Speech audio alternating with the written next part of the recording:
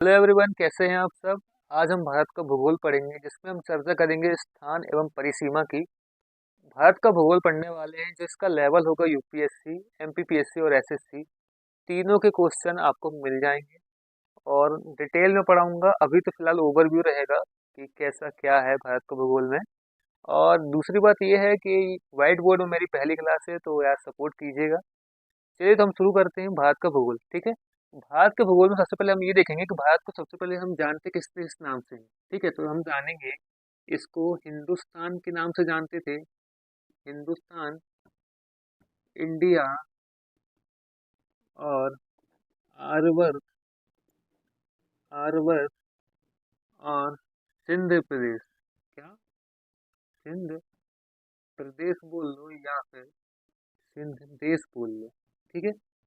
आर्यवर्त इसलिए बोलते हैं क्योंकि आर्यों का केंद्र था ऐतिहासिक समय में, ठीक है। इसलिए हम इसको आर्य का केंद्र बोलते हैं। हिंदुस्तान इसलिए बोलते हैं क्योंकि हिंदुओं की संस्कृति यहाँ मिलती है, ठीक है। इसके पीछे एक रीजन और है हिंदुस्तान बोलने का, वो मैं आगे बताऊंगा, इसकी हिस्ट्री है ना।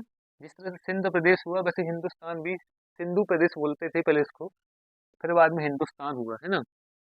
तो अब हम देखेंगे जो भारत है हमारा, ये कहाँ पर है। तो ये दक्षिण एशिया में स्थित है। कहाँ पर स्थित है?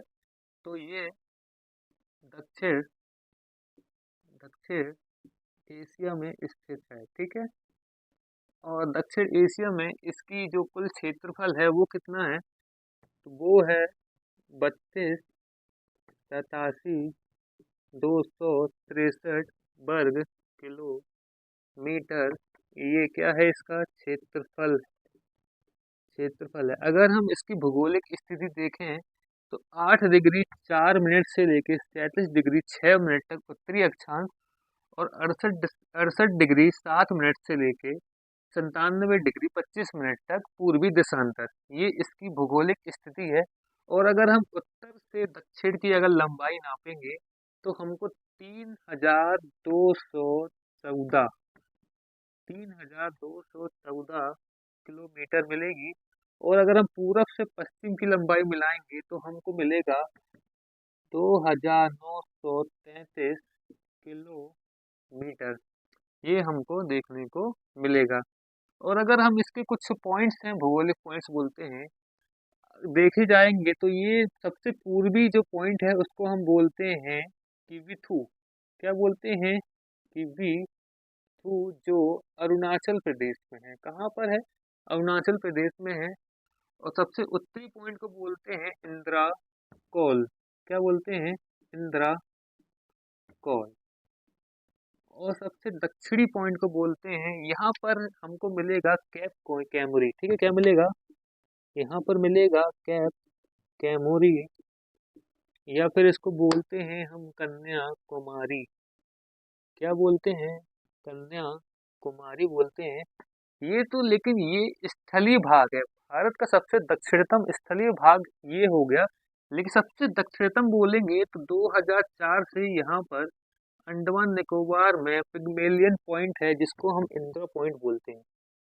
इंदिरा पॉइंट ये है, ठीक है। इसी को हम पिग्मेलियन पॉइंट बोलते हैं। पिग्मेलियन पॉइंट बोलते हैं क्योंकि 2004 से फिर ये निरस्त हो गया था। 2004 के बाद जलमग्न हो गया था, तो इसकी कोई स्थिति हमको पता नहीं चली थी, ठीक है। तो अब हम आगे देखेंगे कि हमारा जो भारत है वो कितने देशों से लगा हुआ है। तो 7 स्थलीय देशों से लगा है और 9 पड़ोसी देश हैं। मतलब स्थलीय देश को और मिला के, और जो बाकी के हैं, जो जैसे कि ये हो गया श्रीलंका, इधर हो गया मालदीव, दोनों को हम मिला लेंगे तो 9 हो जाएंगे। तो 9 पड़ोसी देश हैं, जैसे कि यहाँ पर पाकिस्तान है, अफगानिस्तान है, चीन है, नेपाल है, भूटान है, म्यांमार है, और बांग्लादेश है, श्रीलंका है, और मालदीव है, ठीक है। तो ये कुल मिला के हमारे पास हो गए 9। भारत की तटीय सीमा है वो 9 राज्यों से लगती है। कितने राज्यों से लगती है?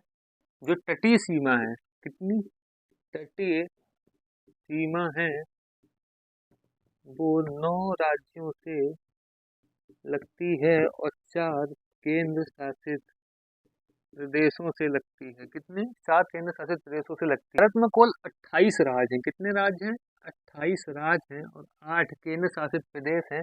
इन 28 राज्यों की और 8 केंद्र शासित प्रदेशों की अपनी एक अलग स्थान है, अपनी एक विशेष स्थान है और अपना एक संवैधानिक व्यवस्था है। देखेंगे भारत पूरे विश्व का, जो भारत है वो पूरे विश्व का, किसका, विश्व का कितना परसेंट क्षेत्रफल धारित करता है, तो 2.53% क्षेत्रफल रखता है। क्या में बात करें, जनसंख्या में बात करें तो विश्व का 17.5% जनसंख्या धारित करके रखा हुआ है अपना भारत। ठीक है, तो ये कुछ भारत का विवरण था, ऊपरी ऊपरी था जो मैंने आपको बताया। ठीक है, ये तो ठीक है, तो ये सबको मालूम होती है। इसके आगे हम देखेंगे अलग अलग एक एक प्रदेश को उठाएंगे और उसमें जो विशेषता है वो सब हम देखेंगे, डिटेल में पढ़ेंगे। एक एक चीज हम डिटेल में देखेंगे जो आपके मेंस में आए, है ना। तो आज के लिए इतना ही। अगली वीडियो आने वाली है, भारत का भूगोल हम कंटिन्यू करेंगे। तब तक के लिए धन्यवाद।